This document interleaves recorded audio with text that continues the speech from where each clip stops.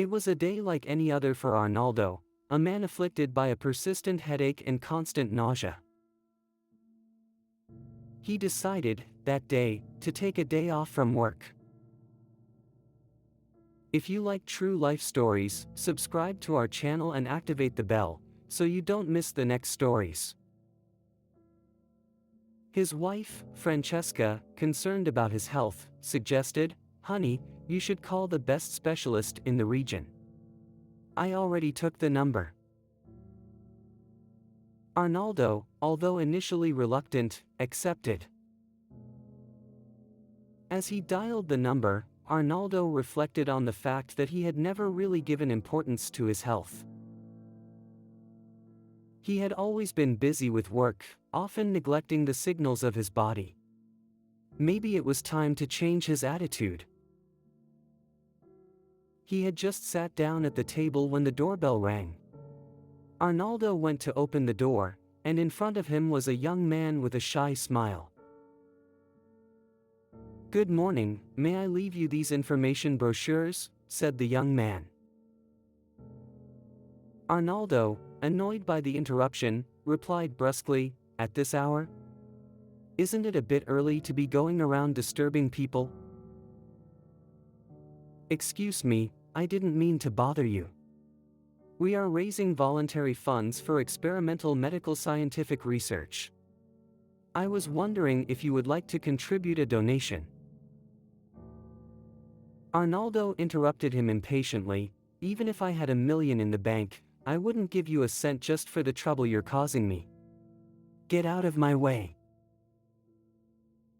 The young man, visibly mortified, tried to apologize, but Arnaldo silenced him and chased him away. Returning home, Francesca scolded him, "Are you crazy? Why did you treat that boy so badly?" "You can't treat people like that," she said firmly. "You never know what they're going through or how important their causes might be." Arnaldo looked at her for a moment, then looked away, knowing his wife was right. "I can't stand these time wasters who ask for money," he replied. "Money is not an issue for us, but it does not justify treating someone badly. Remember, money makes you rich, but respect makes you a gentleman." The conversation was interrupted by the arrival of their daughter Alessandra, who looked very tired. "Go and rest, darling," Francesca said. "A good night's sleep will do you good."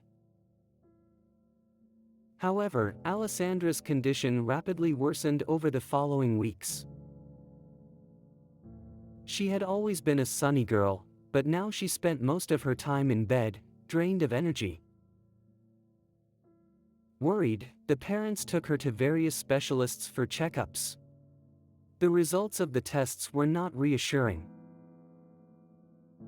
"Doctor, we don't know what to do anymore," Francesca said desperately. "Our daughter is getting worse day by day." The doctor, with no small amount of concern, after having examined the tests, said,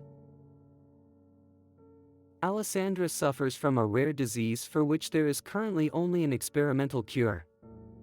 However, I am confident that it could save her life."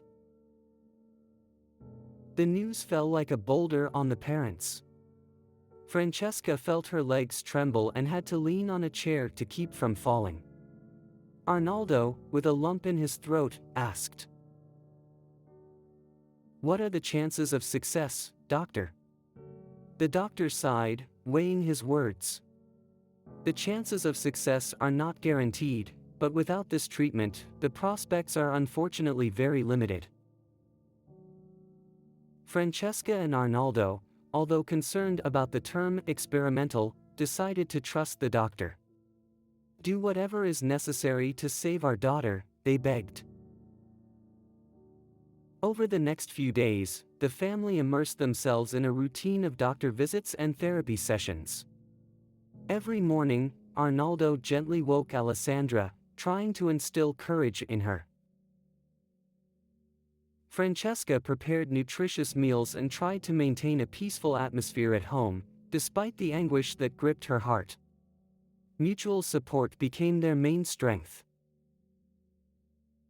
The doctor reassured the parents, the experimental treatments are free. We can only hope for a positive reaction from Alessandra's body. I promise I will do my best. Arnaldo and Francesca kept her company in the hospital, trying to stay positive and convey confidence to their daughter. Alessandra's room was decorated with fresh flowers and encouraging notes from friends and family. Whenever Francesca entered the room, she tried to bring a little normalcy by reading her favorite books aloud. In the meantime, they sat by their daughter's bed, telling her stories of when she was little, trying to make her smile despite everything.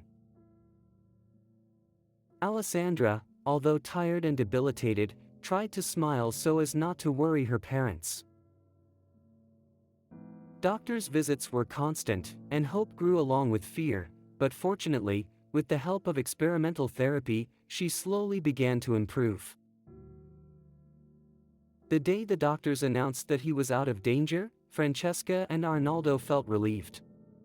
At that moment they were the happiest people in the world. "Doctor, we don't know how to thank you," Francesca said with tears falling. "Don't thank me," replied the doctor. "You have to thank my precious collaborator, the young man who is in charge of raising funds for these experimental treatments. It is thanks to his work that we can save lives." At that moment, Arnaldo remembered the young man he had kicked out of the house. He felt a deep sense of shame. "Excuse me," he said to the young man. "I don't know how to apologize for the way I treated you that day. Alessandra is alive thanks to you too." The young man smiled. "Mr. Arnaldo, it's not your unavailability that hurt me, but your attitude. But I understand, it happens often. The important thing is that Alessandra is well." Arnaldo looked down, embarrassed. "I have learned a valuable lesson. Money may give you power, but respect makes you a true gentleman. I want to contribute to your cause." "Any contribution is welcome," the young man replied gratefully. "We can still save many lives." And you, have you ever had to face similar situations that made you reflect on the importance of respect and solidarity? Tell us your experiences in the comments. We are curious to hear your stories and create a community based on sharing and mutual support. And don't forget to share this video, it can have a big impact on someone's life.